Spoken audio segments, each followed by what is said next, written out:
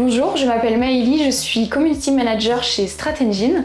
Ma mission est de créer une communauté autour d'une marque à travers les réseaux sociaux, les newsletters et la rédaction d'articles de blog.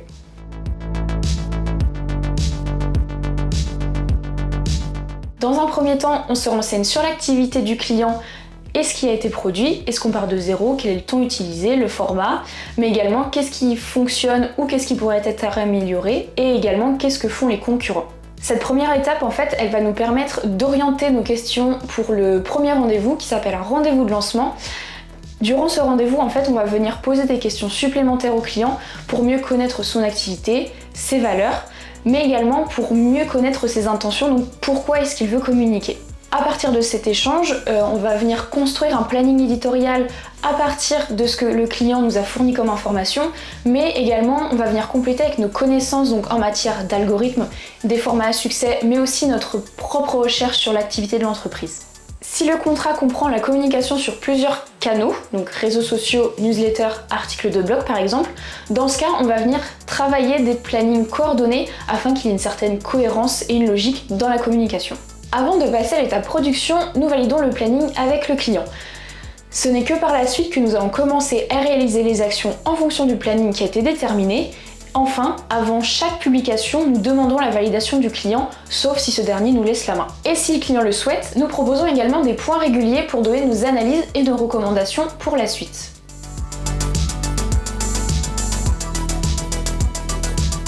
L'une des qualités les plus importantes pour un community manager, c'est sa curiosité et sa capacité à toujours être au courant des dernières mises à jour au niveau des fonctionnalités et des algorithmes. Étant un secteur en mouvement permanent, il est quand même très important de mener une veille constante en lisant des articles de blog, en assistant à des webinaires, en assistant à des masterclass ou encore en suivant des personnes influentes dans le secteur. Finalement, pour s'adapter, il faut tout d'abord être au courant des changements et ça passe principalement par une veille continue.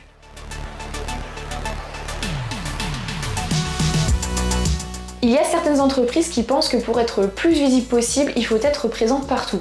Or, c'est le meilleur moyen pour perdre en pertinence, en temps et en argent. D'autres entreprises encore peuvent se sentir perdues et ne pas savoir par où commencer, par manque de compétences, de ressources humaines ou encore de temps. Mon conseil ici serait donc de ne pas vous éparpiller.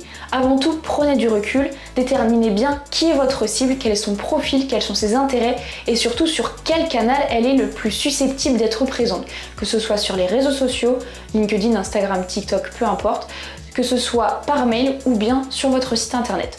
Le choix se fera ensuite tout naturellement. Par exemple, si vous êtes un cabinet d'avocats spécialisé dans le droit des entreprises, vous pouvez tout à fait diffuser une newsletter régulière avec des conseils juridiques pour les entreprises, mais également publier régulièrement sur LinkedIn pour montrer votre expertise en matière d'évolution réglementaire.